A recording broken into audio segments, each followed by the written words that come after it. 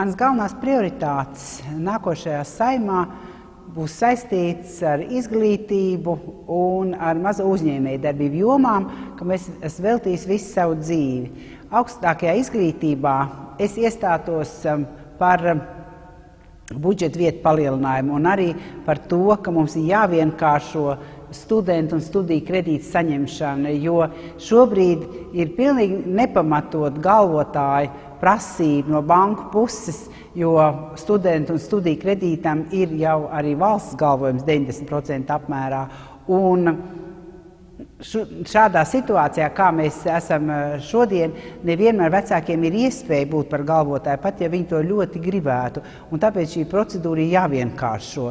Es esmu par to, ka skolotājiem ir jāpalielina darba samaksa, tā kā viņa darbs ir ļoti saspringts un zināšanu apjoms pieaug un mūsu dzīve kļūst arvien steidzīgāk un vecāku un ģimeni pilnībā paļaus uz skolu un skolotāju gan bērnu patriotiskajā audzināšanā, gan arī zināšanu ieguvē, un kas ir nepieciešams viņa dzīvē.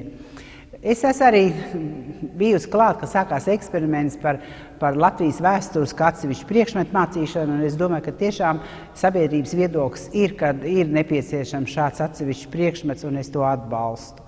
Ja mēs runājam par mazo uzņēmēju darbību, tad es savā laikā, pirms 10 gadiem, sāku grupu mikrokredītu kustību Latvijā, un es esmu priecīga, ka šī kustība ir jau tagad aptvērusi visas Latvijas reģionus, un es ļoti cīnīšos par to, lai mazā uzņēmēja darbība mums arvien plašāk ienāk laukos un mazpilsētās, jo tās ir darba vietas, tas ir iespējas ģimenes budžetu palielināt, un šeit ir gan iespējas Šveices atbalsta naudu izmantot, gan arī hipotēku un zemes bankas atbalsts būtu ļoti noderīgs, un te ir jau iestrādes tam, un es gribētu to tālāk turpināt.